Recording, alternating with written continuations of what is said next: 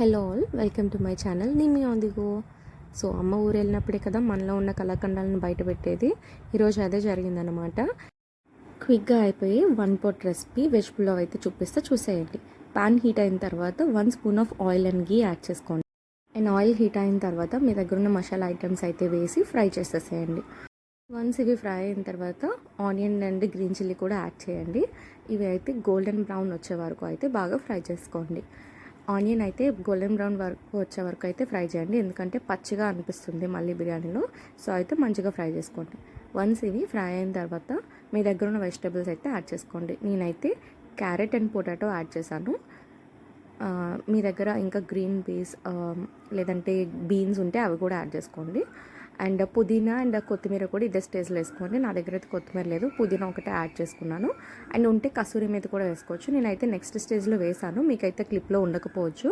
So ఇదంతా వేసి fry చేసిన తర్వాత ginger garlic paste and tomatoes కూడా యాడ్ చేయండి. అండ్ ఇది అయితే ఆయిల్లో బాగా పచ్చివాసన పోయే వరకు అయితే ఫ్రై చేయండి. అండ్ నేనైతే జింజర్ గార్లిక్ పేస్ట్లోనే మసాలా ఐటమ్స్ కూడా గ్రైండ్ చేసేసాను. సో మీరైతే మసాలా పౌడర్ విడిగా అయితే యాడ్ చేసుకోండి. అండ్ ఇక్కడ అయితే నెక్స్ట్ నేను బిర్యానీ మసాలా అయితే యాడ్ చేశాను. ఇదైతే స్వస్తిక్ నుంచి బిర్యానీ మసాలా. ఇది యాడ్ చేసిన తర్వాత మంచిగా అయితే ఫ్రై చేసేసుకోండి.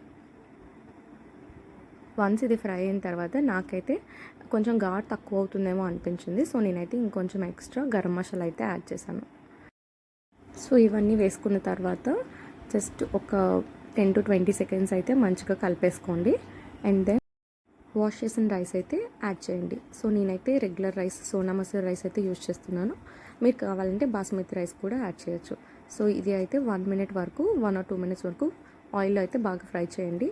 సో దట్ మనకి లాస్ట్లో మెతుకు అంటుకోకుండా విడివిడిగా వస్తుంది. ఆయిల్లో మంచిగా 1 to 2 minutes అయితే ఫ్రై చేసుకున్న తర్వాత మీరు తీసుకున్న రైస్ క్వాంటిటీని బట్టి డబల్ ది వాటర్ వేయాలి. అంటే మీరు 1 glass ఆఫ్ రైస్ తీసుకుంటే 2 glasses ఆఫ్ వాటర్ అయితే యాడ్ చేసుకోండి. సో నేనైతే డబల్ వాటర్ వేసేసి లిడ్ క్లోజ్ చేసి 2 to 3 విజిల్స్ అయితే పెట్టేశాను. సో ఇదే అండి, చాలా క్విక్గా అయిపోయి వెజ్ పులావ్ రెసిపీ. మా ఇంట్లో వాళ్ళు అయితే ఎంజాయ్ చేశారు. నేను దీంట్లోకి అయితే రైతా ప్రిపేర్ చేశాను.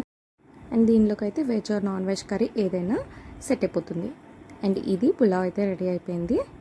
మీరు కూడా ట్రై చేసి కామెంట్స్లో అయితే చెప్పేయండి. ఉంటా మరి, బాయ్ బాయ్.